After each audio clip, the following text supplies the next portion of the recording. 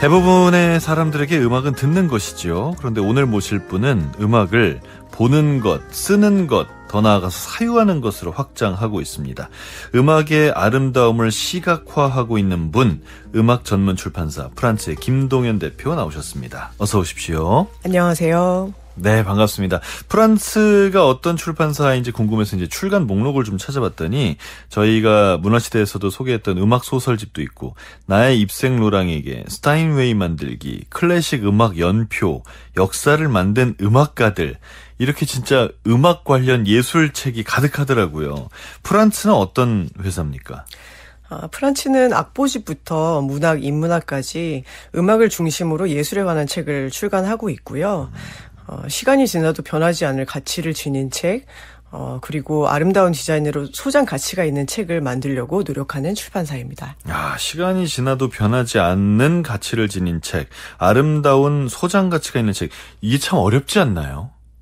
정말 어려운데 계속 그렇게 만들어보고 싶고 도전하고 싶어요. 그럼 프란츠의 책은 확 막 잘 팔려서 베스트셀러가 되기보다는 스테디셀러에 가까운 책들입니까?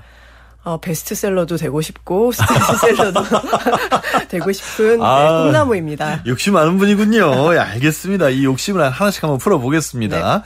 프란츠라는 이 회사 이름 자체가 슈베르트에서 따온 거라면서요? 네. 왜 슈베르트였어요?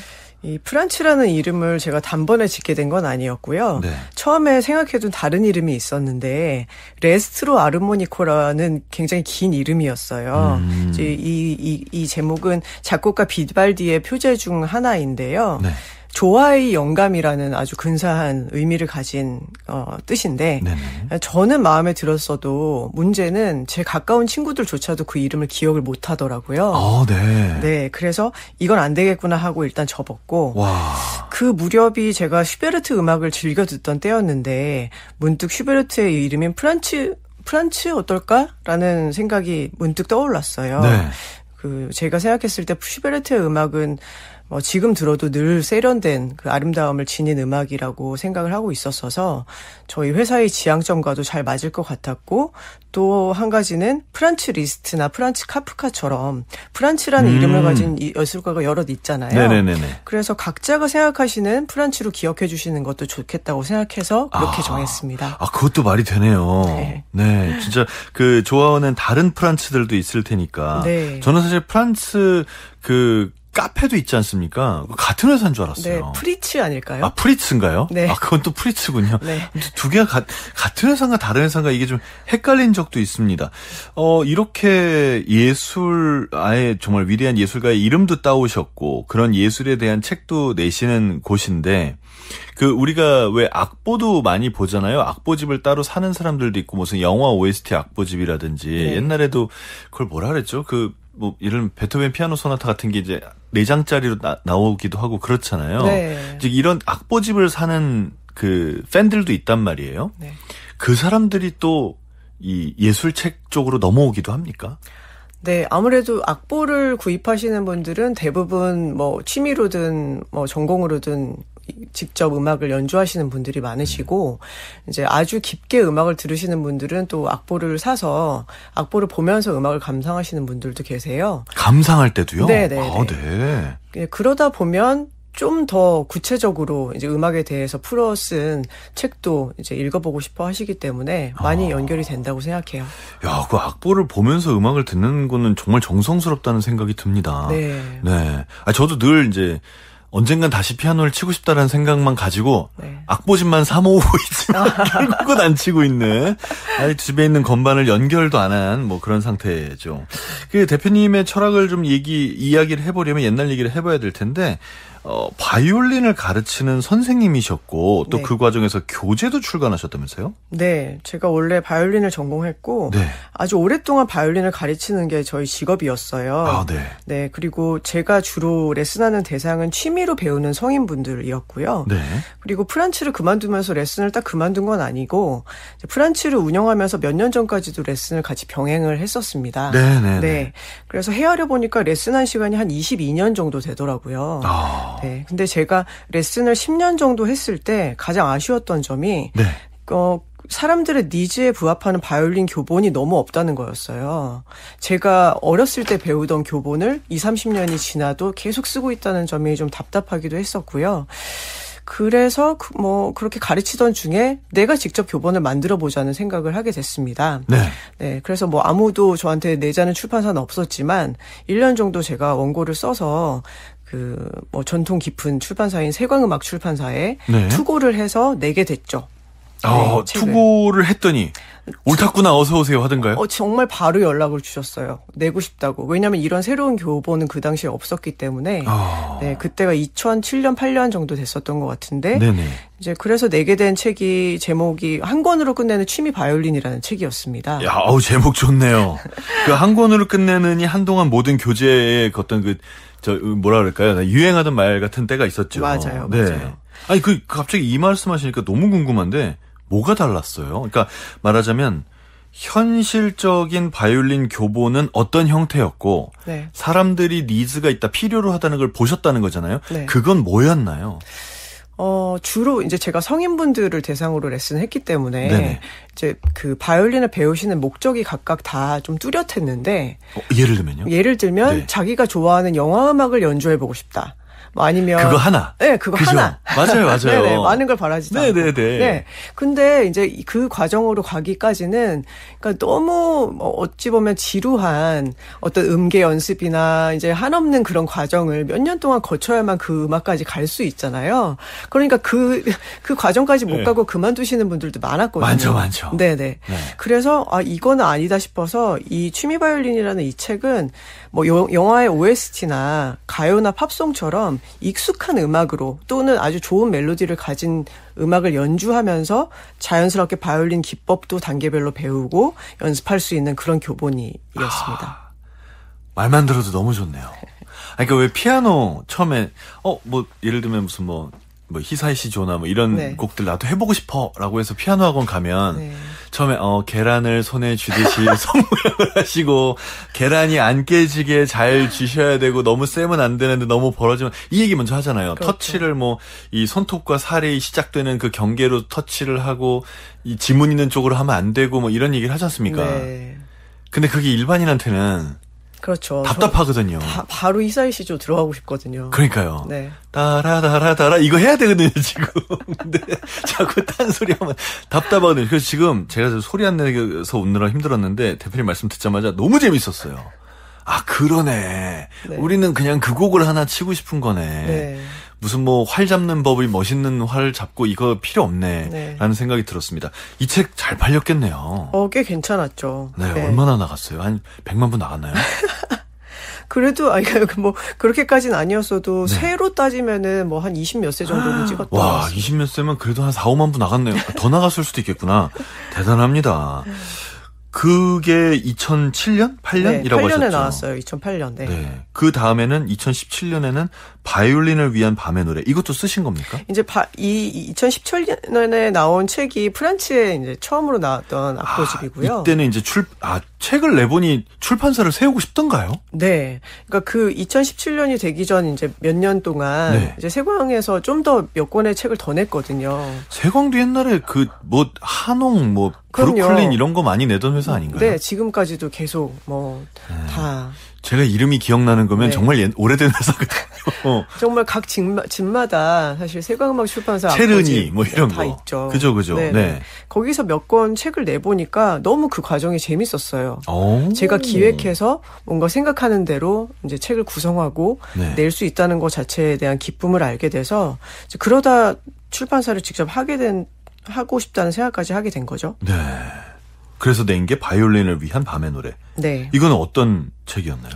이거는 사실 제가 세광에 제안을 드렸다가 이제 거절당한. 네. 거절당. 죄송합니다. 까인 너무 우리 용어를 썼네요. 죄송합니다. 네. 그런 책인데 네네네. 밤과 어울리는 그런 서정적인 곡들을 모아서 이제 이거는 뭐 음반으로도 만들고 네. 그 전에 제가 찾아보니까 오디오가이 대표님이 여기 출연을 하셨더라고요. 오, 네, 맞아요. 네. 그 스튜디오에서 이제 바이올리니스트 분들이 연주도 하시고 그래서 녹음도 하고 이제 악보집도 같이 출간해서 냈던 이제 그런 작업이었어요. 네, 너무 좋은데요? 네. 네.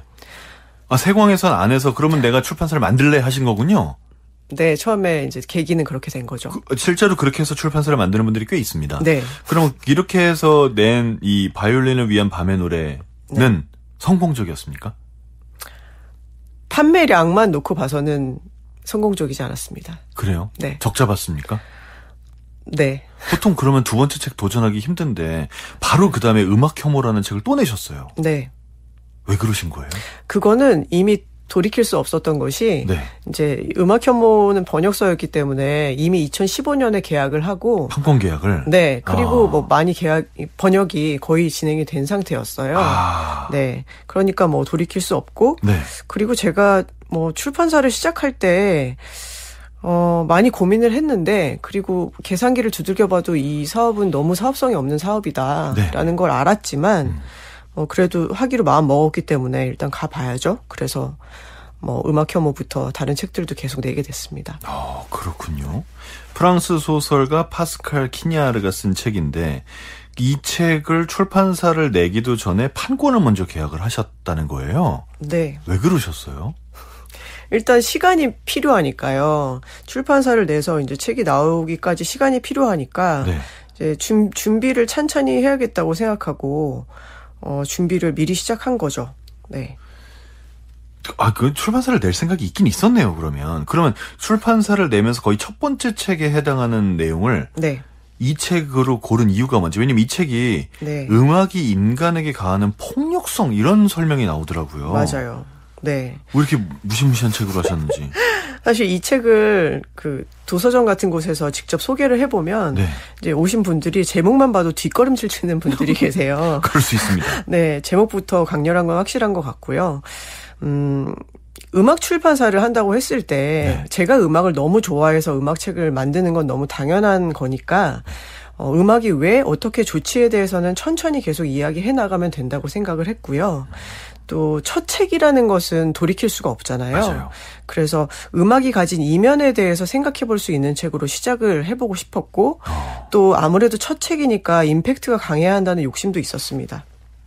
임팩트가 강해야 된다. 네. 어떻게 보면 약간 좀 뭐랄까 고어한 느낌도 좀 드는 네. 그런 내용인데 좀 궁금합니다. 네. 이렇게 저는 사실 이게 좀 의외라고 생각되는 부분이 뭐냐면요. 음악을 혹은 예술을 소개하는 그런 출판사를 만들겠다라고 하면 이렇게 독자들이 그 책을 접했을 때 이렇구나. 나도 예술에 관심을 갖고 싶어라고 생각하는 그런 책들을 내야 되는데 네. 굉장히 무서운 책을 내셨단 말이에요. 음악의 아름다움을 전하는 방법이 있는데 이 음악의 아름다움에서 약간 한 걸음 도망가고 싶은 책이지 않나. 네, 그렇기도 한데요. 네. 이 책을 좀 참고 끝까지 읽어보시면 네. 결국은 음악에 대해서 긍정하는 내용으로 끝이 나요. 그래요? 이 음악 혐오는. 네. 그래서 어쨌든 그렇기 때문에도 의미가 있고 저는 좀 충격적인 책으로 시작하고 싶었던 마음이 컸던 것도 사실이에요. 네. 어쨌든 이렇게 해서 출판사를 성공적으로 런칭을 하셨고 이제 거의 10년째 네. 이 일을 열심히 하고 계십니다. 네. 근데 이렇게 예술을 표현하는 방식의 차이랄까요? 그러니까 미술은 시각을 활용하는 거고 음악은 청각을 활용하는 거라면 이 책은 또 텍스트를 활용하는 부분이 있잖아요. 시각하고도 좀 묘하게 다른 게 있죠. 네. 왜 이쪽을 선택을 하신 건가요? 그러니까 어떻게 보면 음악이라는 예술을 알리는 보조도구로서 책을 선택하셨다는 느낌도 드는데 그게 왜 책이었나요? 일단 단순하게 가장 큰 이유는 제가 책에 끌리고 하고 싶었던 일이었기 때문인데요. 제가 어렸을 때부터 바이올린을 계속 해왔기 때문에 음악이라는 건 추상적이고 손에 잡히지 않는 예술이잖아요. 네. 근데 책은 반대로 매우 구체적이고 물성이 있죠. 네. 이제 그렇다 보니까 저는 이 책이 가진 그런 특징에 굉장히 좀 매료된 시간이 좀 길었고요. 그래서 학교에서도 이제 뭐 음악하는 친구들이 사실 책을 아주 많이 읽지는 않는 편인데 네. 저는 좀 책 읽는 걸 항상 좋아했었어요. 그리고 아까 말씀드린 악보집을 몇 권 출간한 경험이 저에게는 아주 너무 재밌고 계속 잘 해보고 싶은 일이었기 때문에 이제 출판사를 직접 하고 싶다고 생각을 했죠. 또 하나는 음악에 대해서 책들이 나오고 있기는 한데 제 생각에는 음악에 대해서 다루는 책이라면 더 아름다워야 된다. 책 자체가 네. 물성으로서의 네. 책이 아름다워야 된다. 네. 왜냐하면 음악이라는 것은 너무 깊은 아름다움을 가지고 있지만 눈에 보이지 않잖아요. 네. 그럼 눈에 보이는 작업을 할 때는 최대한 심혈을 기울여서 아름답게 만들어야 될 것 같은데 조금 아쉬운 부분이 있었어요. 네, 제가 읽는 책들에 대해서. 네. 그래서 저는 좀 다른 책들을 만들어 보고 싶었죠. 네. 그렇군요. 그래서 만든 출판사의 두 가지 철학이 책은 없어지지 않는다. 그리고 책이 있어야만 한다. 두 개가 상충되지 않나요? 책은 없어지지 않는다. 책은 있어야만 한다. 네. 라는 거는, 그러니까 아마 이거는 몇 년 전에 제가 어느 분이랑 인터뷰를 할 때, 이제 그분이, 그러니까 사양산업인 말하자면, 이런 사업을 하는 이유가 뭐냐라는 질문을 하셨거든요. 네네. 근데, 제가 뭐 대단한 철학을 가지고 이 일을 시작한 건 아니지만 지금처럼 정보가 너무 많이 쏟아지는 시대일수록 더 책이 필요하다고 생각을 하고요. 왜냐면 뭐 짧게 접하는 정보들이 순간적인 재미는 있지만 뭐 오늘도 저도 아침에도 뭐 여러 가지 릴스 같은 걸 보고 나오기도 했지만 그게 뭘 봤는지 잘 지금은 기억나지 않거든요. 그럴 수 있습니다. 네. 책 한 권이 나오기까지는 아주 짧아도 1년이 걸리고 보통은 2년 정도, 뭐 길게는 그 이상이 걸리는데요. 한 사람의 고민과 또 공부와 고통과 생각으로 만들어진 이 저작이 주는 깊이를 또 그냥 그 채로 내는 게 아니라 편집자가 고민하면서 함께 다듬어 나가는 시간도 필요하고 또 그에 맞는 옷을 입히는 디자이너의 또 고민도 필요하고 또 그걸 잘 구현해내는 제작자도 필요하죠. 이렇게 많은 사람들의 공이 들어가는 이 과정을 사실 겪어본 사람은 그야말로 종합예술이라고밖에 표현할 수는 없는 것 같은데요. 네. 뭐 이런 긴 호흡과 집중력으로 한 권 한 권 이렇게 공들인 책을 읽고 나면 읽기 전에 나와는 아주 조금이라도 다른 사람이 된다고 생각하고 있어요. 뭐 사실 뭐 아이러니하게도 지금 이렇게 누구나 스마트폰을 들고 있고 편리한 세상이 됐지만 스마트폰이 없던 시절이 더 좋았어라는 이야기는 많이 들어봤어도 뭐 책이 없어져야 된다는 사람은 제가 한 번도 만나보지 못한 것 같거든요. 그래서 그만큼 누구나 책의 좋은 점은 다 알고 있으니까 저처럼 책 만들고 싶은 사람은 계속 만들어 나갈 것이고 이제 그렇다면 책은 계속 존재하겠죠.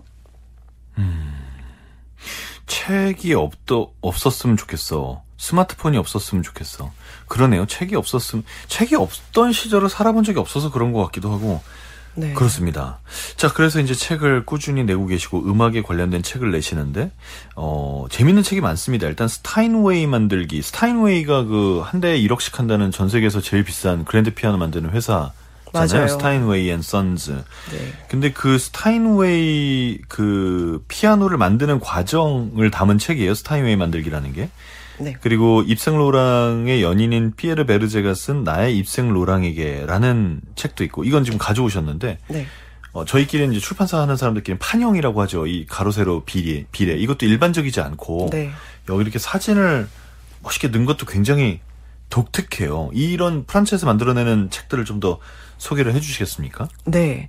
그 말씀하신 책부터 뭐 잠깐 좀 말씀드리자면 네네. 좀 전에 말씀하신 스타인웨이 만들기라는 책은 피아노가 만들어지는 모든 과정을 뉴욕타임스 기자가 취재했던 책이에요. 이 사람이 아마추어 피아니스트이기도 한데 네. 이제 그렇기 때문에 피아노에 대한 관심이나 열정이 많은 사람이었고 그래서 한 11개월가량 뭐 스타인웨이 그 공장에서 거의 살다시피 하면서 네. 그 사람들과 대화도 많이 나누고 모든 공정을 다 지켜본 이제 그런 결과물이고요. 네. 좀 다큐멘터리 보듯이 재미있게 읽으실 수 있는 책입니다. 그리고 방금 이제 보신 나의 입생 로랑에 같은 경우에는 사실은 유일하게 직접적으로 음악과 관련이 있는 책은 아니에요. 이 책은. 네. 네, 디자이너 입생로랑에 대한 책이기 때문에. 그런데 아주 예술에 대한 특별한 취향과 깊은 사랑이 담긴 책이고, 지금까지도 끊임없이 독자분들이 추천해 주시고 좋아해 주셔서 기쁨을 주는 책이기도 하고요. 또 한 권 정도 더 소개를 해드리자면 가장 최근작이 작년에 나왔던 음악소설집이라는 책입니다. 네. 네. 소설가 김혜란, 김현수, 윤성희, 은희경, 편혜영 작가님이 참여해 주셨던 음악을 테마로 한 단편 소설집이었어요. 네. 이렇게 그 전까지는 주로 몇 년 동안 번역서 위주로 책을 내왔는데요. 좀 그건 의도적이기도 했습니다. 왜냐하면 좀 책을 잘 만드는 출판사라는 걸 보여드려야 국내 저자분들과도 같이 책을 만들 수 있다고 생각해서 몇 년 동안은 그냥 오로지 번역서만 냈고요. 이제 그리고 나서 이렇게 작가님들이랑 같이 작업을 하게 됐죠. 번역서를 내는 것도 참 힘들 것 같아요. 일단 왜냐면 번역 작가가 거의 한 짧아도 4개월, 길면 한 10개월, 1년에 걸쳐서 번역을 하고 네. 그 원고를 가지고 또 다듬고 만들고 이런 과정들이 계속 있어야 되잖아요. 네. 소위 말하면 돈도 좀 많이 들고 네. 품도 좀 많이 들고 그렇지 않습니까? 네. 번역서 하시면서 힘들다는 생각은 안 해보셨는지? 번역서를 해보니까 힘들기도 한데 제가 많이 공을 들이는 거는 너무 세상에는 책이 많잖아요. 그러니까 어떤 것을 내가 골라서 번역해서 한국에 소개를 할 것이냐. 네네. 이제 그거는 제가 찾고 정해야 되는 일이기 때문에 책을 찾는 시간이 많아요. 그러니까 번역하시는 선생님들은 번역하시는데 시간이 많이 걸리지만 제가 평소에 틈나면 하는 일은 계속 어떤 책이 나왔나, 그리고 예전에 나왔던 책이지만 내가 모르는 책은 어떤 책이 있을까를 계속 찾거든요. 이제 그러면서 어떤 책을 골라서 정말 번역하고 편집하고 디자인해서 제작을 해서 세상에 내놨을 때 그 책을 좋다고 읽어주시면 너무 기쁘죠. 그렇군요. 네. 그리고 책을 만드실 때 만듦새를 엄청 중요하게 생각하시는 얘기도 하셨잖아요. 네. 그 책은 일단은 이렇게 생각하는 사람도 있습니다. 내용이 중요하지 어떤 형태든지 어떤 색깔이든지 이게 뭐가 중요하냐라고 네. 말하기도 하거든요. 네. 왜 중요합니까? 일단은 책은 작든 크든 물성이 있는 물건이기 때문에 네. 저는 책 자체를 오브제라고 여기면서 만들고 있어요. 일단은. 네. 그래서 내 책장에 놓고 싶은 책, 아니면 내 머리맡에 놓고 싶은 책, 갖고 다니는 것만으로도 기분이 좋아지는 책이면 좋겠다고 생각을 하고 있고요. 그래서 저는 번역서 같은 경우에도 원서 표지는 거의 참고를 안 하는 편입니다. 그러니까 제가 생각하는 그 책의 아름다움을 최대한 드러낼 수 있도록 만들려고 하고요. 그리고 아까 말씀하신 것처럼 당연히 오로지 책의 내용만 보고 구입하시는 분들이 있죠. 하지만 그분들께는 그러면 좋은 디자인은 작은 선물인 셈이 되지 않을까요? 네. 네. 그래서 예쁘면 예쁠수록 나쁠 건 전혀 없다고 생각하고 공을 들이고 있습니다. 그렇군요. 그러면서 굿즈도 만들고 있으세요? 네. 굿즈는 어떤 걸 만드셨고 또 이게 해보니 어떤 역할이 있던가요? 사실 제가 프란츠를 만들 때 네. 오로지 책만 만드는 회사라고 생각하고 이 회사를 만든 건 아니었어요. 처음에 생각했던 거는 음악에 대한 책과 가구를 만들자라고 생각을 했습니다. 가구요? 네네. 좀 꿈이 컸는데, 그래서 음악에 대한 가구라면, 예를 들면 첼리스트를 위한 의자라든지, 네, 악보를 놓는 보면대라든지 이런 것들이 음악에 대한 가구라고 볼 수 있죠. 네. 이런 걸 같이 만들 생각이었는데 좀 시제품도 만들고 준비를 하는 과정도 조금 겪어봤지만 가구라는 것은 부피도 큰데다가 너무나 이제 큰 작업이더라고요. 그럼요. 네. 그러다 보니 이제 점점 이제 좀 그 크기나 어떤 비용이나 많은 것들이 좀 축소돼서 좀 현실적으로는 소품 같은 것들 아니면 문구 같은 것들을 만들고 있는데요. 예를 들자면 작곡가 이름과 생물 연도가 적힌 작곡가의 자라는 자도 있고요. 작곡가의 친필 악보를 담아서 만드는 안경 닦기도 있고요. 악보가 생겨진 연필 같은 것들도 있어요. 그래서 제가 이런 것들을 만드는 것은 평상시에 음악적인 아름다움을 일상 속에서도 즐겨보면 더 좋지 않을까? 그런 생각으로 만드는 상품들입니다. 지금 말씀만 들어도 되게 욕심나는데요. 어디 가면 살 수 있습니까? 기본적으로는 프란츠 공식 홈페이지에서 늘 판매하고 있고요. 아, 그렇군요. 네. 좀 재미있는 점은 최근 들어서는 프란츠를 출판사가 아니라 예쁜 굿즈를 만드는 회사라고 알고 계시다가 아, 정말요? 네. 그러다가 우연히 어머 여기서 책도 만드네. 이제 이렇게 알게 되셔서 책에도 관심 가지시는 분들이 계시는데 그렇게 알게 되시는 것도 제 입장에서는 무척 즐겁고 반갑습니다. 어느 쪽이든 환영한다라는 말씀이시네요. 그럼요. 네. 악보를 활용한 굿즈도 있지 않습니까? 네. 악보. 어떻게 만드시죠? 그렇죠. 악보는 뭐 아까 말씀드렸던 안경 닦기 같은 것도 있지만 네네. 실제로 제가 예전부터 오래된 악보를 수집해 왔어요. 네. 그래서 뭐 제가 프랑스에서 잠시 공부를 했던 적이 있었는데 그때 이제 중고 책방이나 그런 데서 뭐 구입했었던 악보들이 좀 많거든요. 그 악보들을 보다가 악보는 기본적으로 이 음악을 행하는 사람들을 위한 것이지만 네. 뭐 그렇다고 이 아름다운 악보라는 걸 악보를 읽을 줄 모르는 사람은 즐길 수가 없나? 그 사람들도 이 아름다움을 좀 즐기면 좋지 않을까? 그런 생각을 어느 날 하게 됐어요. 그래서 긴 액자를 만들어서 오래된 악보의 표지부터 악보 자체까지 이제 쭉 이렇게 길게 늘어뜨린 형태로 악보에 넣어서 그냥 방에 걸어두고 악보 자체의 아름다움을 즐길 수 있는 그런 까드르라는 시리즈를 만들어서 또 출시하기도 했죠. 악보를 즐길 수 없는 사람들, 다시 말하면 악보를 볼 줄 모르는 사람인 거잖아요. 그렇죠. 그래도 무슨 상관이냐 이거죠? 그럼요. 이야, 이거는 완전 발상의 전환인데요. 많이 팔립니까? 좀 그게 좀 고가거든요. 네. 한 개당. 하긴 뭐 네. 구하기가 힘들잖아요. 네, 그거밖에 없는 거니까요. 네. 그리고 이 오래된 거라서 어떤 악보에는 뭐 와인 자국이 있기도 하고, 그렇죠. 막 낡은 자국이나 이렇게 필기한 흔적 같은 것도 있거든요. 그래서 그거밖에 없는 거라서 좀 비싼데 또 그걸 또 좋아해 주시는 분들이 계시죠. 네, 계속 놓고 즐길 수 있으니까요. 와인 자국 제가 가서 좀 더 만들어 드릴까요? 그럼 안 되겠죠. 그래서 거기 한석준이라고 사인도 좀 해주세요. 제가 좀 사인하면 되나요? 네. 네, 농담이고요. 자, 그러면 여러분 어떻게 재밌게 들으시는지 모르겠습니다. 5088님께서 음악과 관련된 책만 출판하는 것이 대중성과는 거리가 있다 보니 결코 쉽지 않은 길이었을 텐데 참 멋진 일을 하고 계시네요 하셨고요. 보뜰마을님이 스타인웨이 피아노 만드는 과정이 책으로 나와 있다니 흥미롭습니다. 꼭 읽어보겠습니다 하셨고요. 단감님이 책 표지가 다 무게감 있고 통일성 있네요. 나 이런 책 본다고 책장에 두고 자랑하고 싶어져요. 바로 이 부분이 대표님이 원하는 부분이 아닌가 싶습니다. 반갑습니다. 네, 좋습니다. 자, 그럼 음악 듣고 와서 계속 얘기 이어가겠습니다. 왠지 음악을 엄청 잘 골라주실 것 같아요. 뭘 골라주셨습니까? 좀 고민을 많이 해봤는데 네네. 아무래도 제가 프란츠에서 온 사람이니까 슈베르트 음악을 한 곡 같이 들어보면 좋을 것 같더라고요. 네.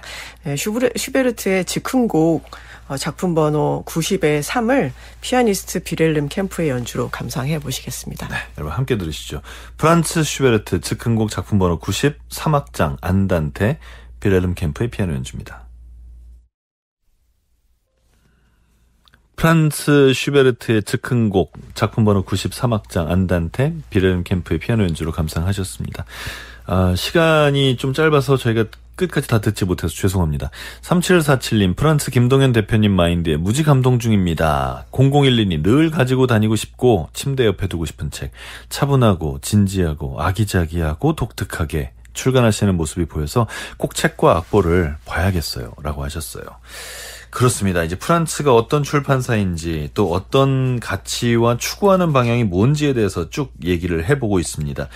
2019년에 아파트먼트 프란츠라는 공간을 여셨어요. 이건 어떤 공간입니까? 이 공간은 사실 저희 집이에요. 집인데 네. 제가 살던 집의 3분의 2 정도를 프란츠를 위한 공간으로 바꿨고요. 네. 근데 프란츠라고 해서 찾아오셨는데 아파트에 있으면 놀라실 것 같아서 네. 그래서 이제 좀 마음의 준비하시라고 공간의 이름을 아파트먼트 프란츠라고 붙였어요. 그래서 여기에서는 같이 모여서 음악 감상하는 모임이나 뭐 강연을 진행하기도 하고요. 하우스 콘서트도 몇 번 진행한 적이 있고 위치는 건대 입구 쪽에 있습니다. 그러면 그 사시는 공간의 일부를 이렇게 내놓으셨으면 네. 뭐 사시는데 좀 불편하지 않습니까? 좀 그런 면도 있죠. 네. 근데 저는 이제 그걸 대대적인 공사를 한 2달 정도 진행을 했는데.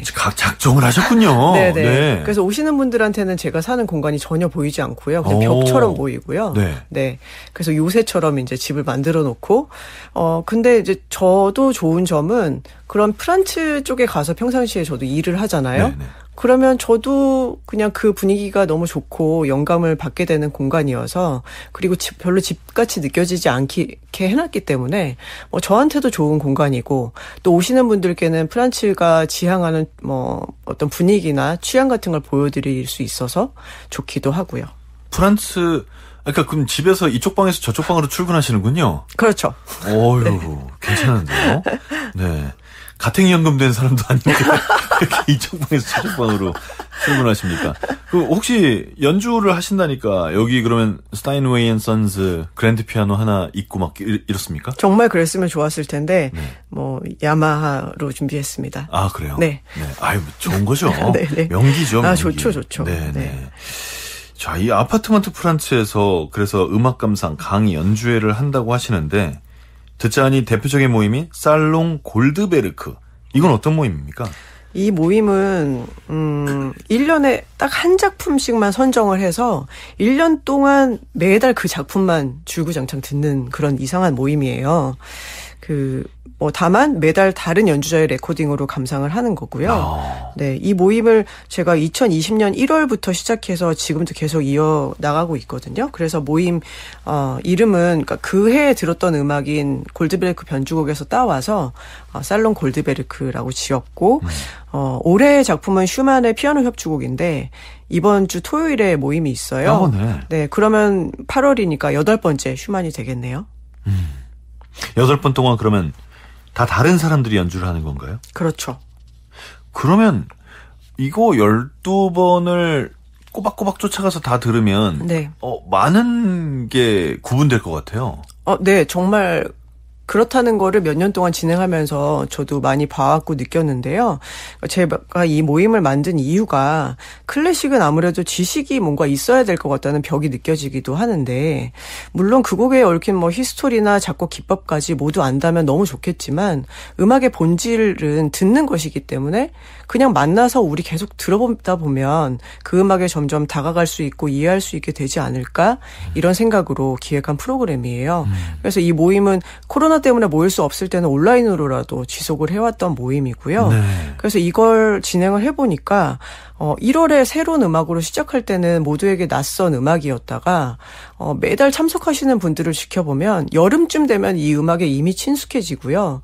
겨울쯤 되면 거의 이 음악을 외우다시피 하시게 되더라고요. 그럴 것 같아요. 네. 그러면 이 음악을 이해했다고 봐도 되지 않을까요? 그걸 넘어서 아마 제가 한 번도 안 갔지만 만약에 제가 갔다면 네. 1월에 갔다 온 다음에도 이 곡을 듣고 있을 것 같아요. 네, 그러시는 분들이 많죠. 여러 연주자들 찾아서. 네. 마치 올해 나의 음악이 이 곡인 것처럼 계속 듣게 되시는 것 같더라고요. 이거 약간 한 번 가면 계속 가겠는데요? 네.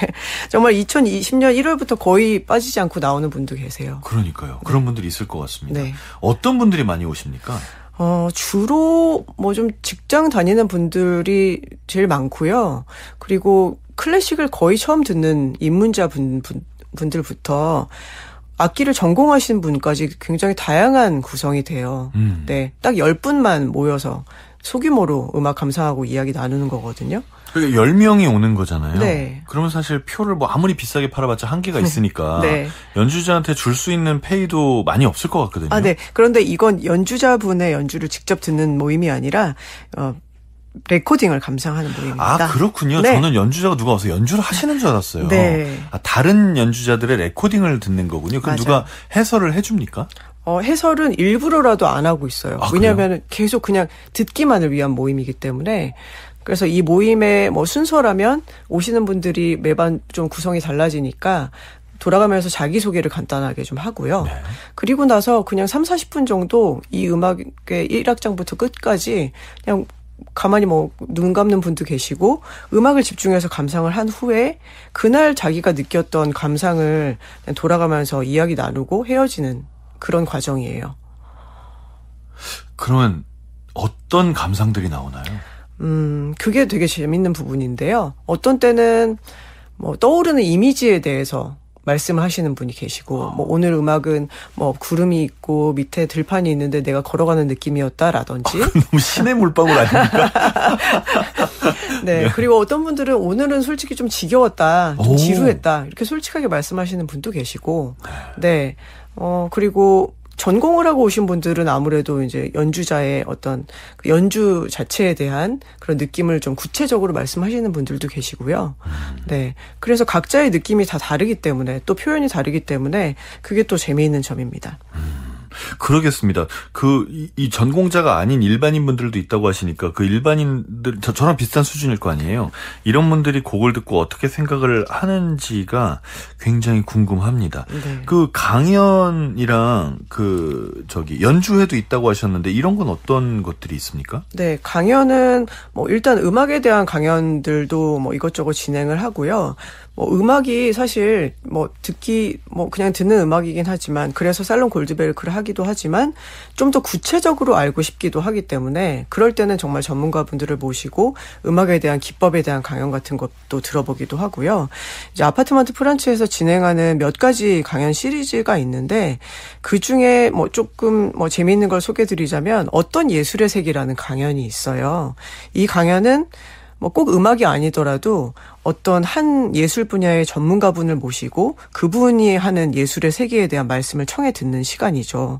그래서 지금까지 한 11번인가 진행을 했던 것 같은데 뭐 몇 강연만 소개드리자면 김혜란 작가님이 오셔서 소설의 세계를 해주셨고 뭐 조규찬 선생님이 오셔서 보컬의 세계를 들려주시기도 하고 네. 또 박준우 셰프님이 디저트의 세계라는 걸 진행하시면서 직접 디저트도 만들어주시고 같이 나눠 먹기도 하고 뭐 이렇게 파티처럼 진행한 적도 있고요. 네, 뭐 이런 다양한 것들을 진행합니다. 그렇군요. 출판사도 하시고 모임 프로젝트도 하시고 정말 음악이라는 이 예술 장르 하나가 얼마나 많은 형태로 변형돼서 좋은 콘텐츠가 될 수 있는지를 알게 해주는 회사라고 생각이 됩니다. 이 프란츠를 운영하시면서 제일 행복한 순간은 언제신가요? 행복한 순간은 아무래도 저희 책을 읽은 독자분들이나 저희가 기획한 프로그램에 참여해 주신 분들이 정말 좋았다는 느낌을 이제 전달을 해 주실 때, 표현해 주실 때, 지금도 종종 그때마다 소름이 돋으면서, 너무 기쁘고, 다음에도 또 좋은 걸 만들어 보여드릴게요. 이런 마음이 들기도 합니다. 정말 좋았다. 네. 이런 말 하고 하는 사람들 많을 것 같아요. 네. 그때마다 정말 행복해요. 그러게요. 현실적인 어려움들도 있을 것 같은데 왜냐면 아파트니까 너무 큰 소리가 나면 또 안 될 것 같기도 하고 그렇죠. 일단 여러 사람이 와 있으면 뭐 아무래도 발소리도 좀 나고 그렇지 않습니까? 네. 근데 그래서 사실은 하우스 콘서트 같은 경우에는 많이 하고 싶어도 네. 좀 가끔밖에 진행은 못 하고요. 그리고 제가 세워놓은 어떤 뭐 철칙 같은 게 있는데 공연 같은 경우에는 하더라도 해가 있을 때만 진행하자. 네. 그리고 좀 길지 않게 그 시간을 진행을 하려고 하고요. 기본적으로 그때 2달 동안 공사를 했을 때 기본적인 방음 공사나 그런 것도 좀 신경 써서 해놓기도 했죠. 대단하십니다. 금액적인 부분도 쉽지 않을 것 같거든요. 이걸 무슨 뭐 떼돈을 벌고 계신 건 아닐 거 아닙니까? 네, 맞아요. 네. 그렇기 때문에 정신적인 기쁨이 없으면은 이 일은 지속하기는 좀 어려운 일은 맞는 것 같아요. 그래서 제가 좀 우스갯소리로, 뭔가 사는 게 뜻대로 안 된다는 걸, 몸소 느끼고 싶다면 출판사를 하면 된다. 이런 말을 하기도 하거든요. 네. 그래서 너무 이제 그 기대를 늘 예측할 수가 없고, 하지만 매번 만들 때마다 너무 큰 공이 들어가기 때문에 비용도 많이 들어가고요. 네. 그래서 뭐 좀 크게 실망을 하거나 어떤 때 불면증에 걸리기도 하고 온갖 그런 괴로움도 있지만 그래도 기쁨이 더 크기 때문에 지속할 수 있는 것 같습니다. 네. 눈물이 나오려고 하네요. 네. 자, 이렇게 해서 정말 오랜 시절 동안 다양한 형태로 음악을 하고 계십니다. 어린 시절에는 전공자로서, 그 다음에는 그 전공하신 바이올린을 가르쳐주는 선생님이었다가, 내가 아니어도 누구나 쉽게 배울 수 있는 책을 쓰시는 작가가 됐다가 이제 그런 책들을 전부 출판하는 출판사를 하고 계십니다. 이 오랜 세월에 여러 가지 형태의 직업을 가지시는 동안에 느낀 음악의 쓸모는 무엇입니까? 왜 우리는 계속 음악을 들어야 되고 음악을 가까이 해야 되고 들어서 잘 모르겠는 음악도 공부해서 알아봐야 되고 그런가요? 네. 제가 이 점에 대해서 좀 곰곰이 생각을 해본 적이 있는데요. 음악이라는 것에 대해서 생각을 해보니까 음악은 가만히 이 자리에 있어도 여행을 할 수 있게 해주고 누군가를 만나지 않아도 사랑하는 마음을 가지게 해주는 신비로운 예술이라는 생각이 들어요. 게다가 놀라운 점은 음악으로 느끼는 감동은 단 몇 분만으로도 잠깐의 시간만으로도 느낄 수 있는 점이라는 거고요. 사실 음악이라는 게 모든 사람에게 필요한 건 아니겠지만 이런 기쁨을 아는 사람에겐 삶에서 꼭 필요하겠죠. 저 또한 그렇기 때문에 아름다운 음악에 늘 매혹되고 있고요. 그래서 음악에 대한 일들을 이렇게 지속하고 있는 것이 큰 복이라고 생각하고 있습니다. 음악을 일상으로 끌어당겨서 직접 보고 만지고 느낄 수 있는 여러 가지 일을 하고 계시는 프란츠를 통해서 어떤 가치를 전하고 또 남기고 싶으신가요? 음악은 알면 알수록 더 좋고 또 더 궁금해지는 것이더라고요. 저희가 만드는 책으로 또 다양한 프로그램으로 함께 음악을 더 깊이 알아가는 기쁨을 전하고 싶고요. 그 과정에서 함께하는 분들이 행복하시다면 제가 할 수 있을 때까지 프란츠의 활동을 열심히 이어나가고 싶습니다. 끝으로 앞으로 더 도전하고 싶은 일이나 혹은 출간 예정인 책들이 있다면 소개해 주시죠. 네, 지금 내년 출간 예정으로 번역 중인 책이 3권 있는데요. 또 번역서가 있군요. 네. 프랑스 소설도 있고 일본 음악가가 쓴 책도 있고 이탈리아 디자이너가 쓴 책도 있습니다. 그래서 앞으로도 음악이 가장 큰 중심이겠지만 조금씩은 다양한 예술로 영역을 확대해 나가려는 계획이 있고요. 그리고 사실 도전이라면 프란츠에서 하고 싶은 것들을 어떻게 잘 해나갈 수 있을지가 저에게는 매번 도전을 하는 느낌인데 이런 긴장감을 늘 가지고 아주 좋은 것들을 보여드리려고 노력하겠습니다. 알겠습니다. 지금처럼 재밌는 음악, 좀 친숙해질 수 있는 그런 음악 세계로 더 많은 사람들을 끌어주시기를 기대하겠습니다. 오늘 시간 내주셔서 감사합니다. 감사합니다.